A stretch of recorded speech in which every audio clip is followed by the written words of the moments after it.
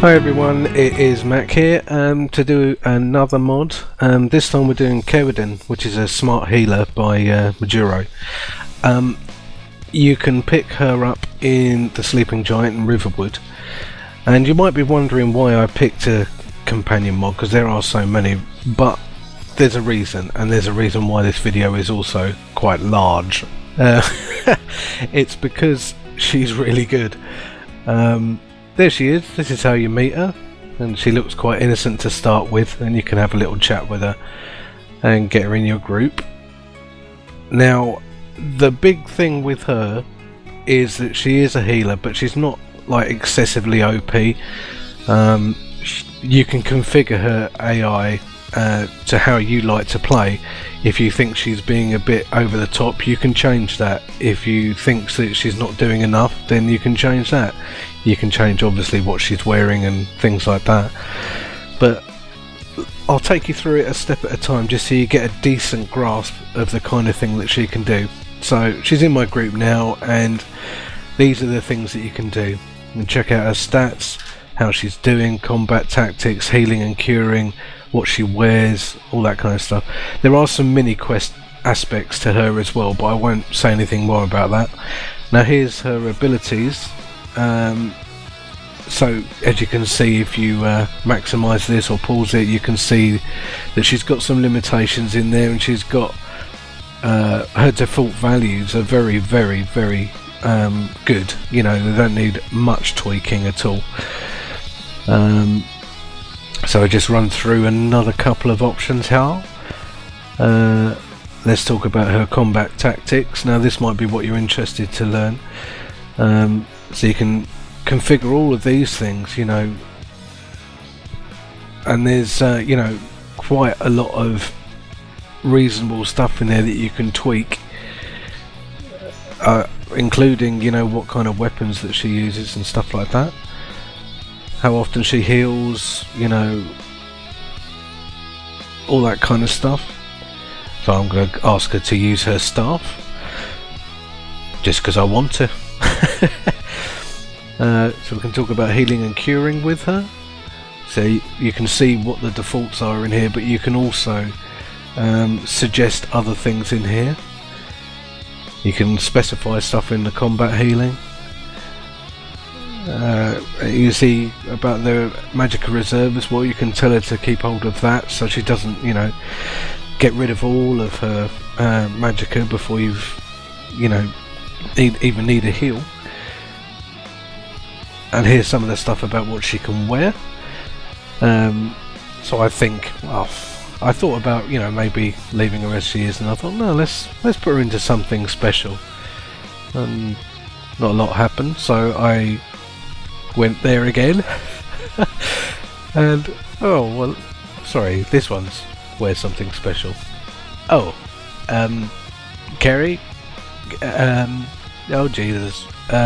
I can't do the rest of the video like this where she's naked, so yeah, I put her in some decent armour just to finish off this bit about her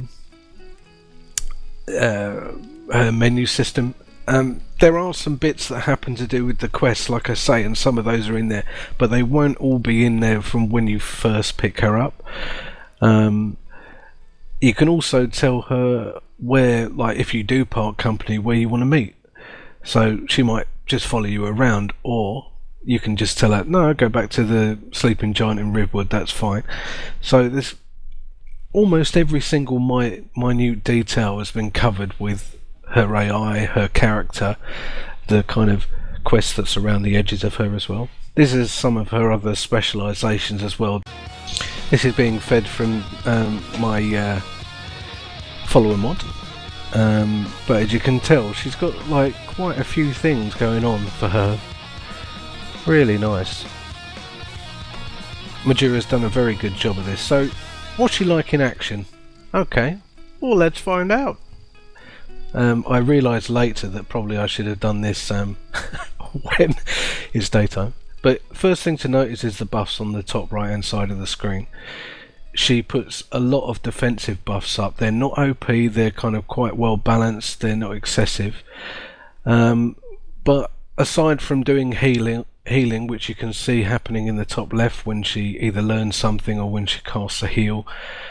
She'll talk about her friends and that kind of thing, and she will occasionally read books and learn stuff. But as you can see, she likes dishing it out as well. Now, I'm not doing any fighting here at all. It's just my followers that are doing it, and this is on legendary status, by the way. So here she is doing her thing, and look at her go. And she's taking some cover. She's obviously not got any mana left, so she's just regenning a little bit in defensive mode. And as soon as she's regened enough mana, come on, Kerry, come on, there she goes. Oh, and off she goes again. Now you can obviously change the type of magic that she actually uses. Dragon got pwned in the menu system. She's very, very flexible indeed. Now, one of the things when you speak to her is she gives you a book, and you think, oh, okay, some, interesting information about her. Well, yeah, there is, but this is a very good book. Initially, for the more kind of immersive people, it explains why she's in the Sleeping Giant Inn in Riverwood. But as well as that, if you flick on a little bit, it goes through all of her combat healing triggers, all of her heal reserve, all the kind of bits and bobs of combat AI, and so on. So you can see what you can configure and the kind of thing that she can do, and it's well worth reading through some of this stuff. And she is pretty, awesome. She can handle herself, she plays defensively, she will keep you alive. Really cool. And as you can see, she's no slouch. She's pumping it out there. She's got her buffs running as well there. Oh, lost her. Where is she? Kill the giant, Kerry, go! And she's got a couple of abilities that she does out of the box in default. One of them is paralyze, and you can tell her not to do that.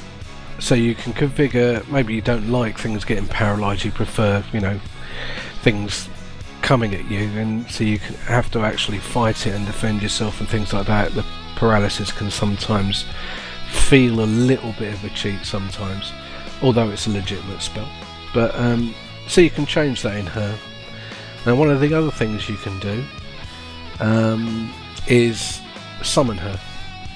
If she gets lost or something like that, you get a battle command thing that you can get her to do, which, if you want to actively do that's fine. But you can also use the call command. So if for some reason she gets lost, or even if you, send her back by mistake. So let's say you're in this situation. Now Kerry's nowhere nearby and I'm getting beaten on by a large bear.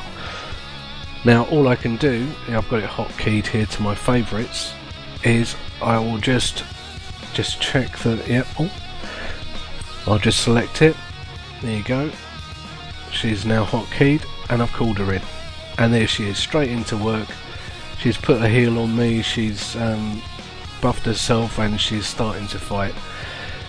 Now I intentionally didn't attack there, so I take a little bit of damage and the bear's dead.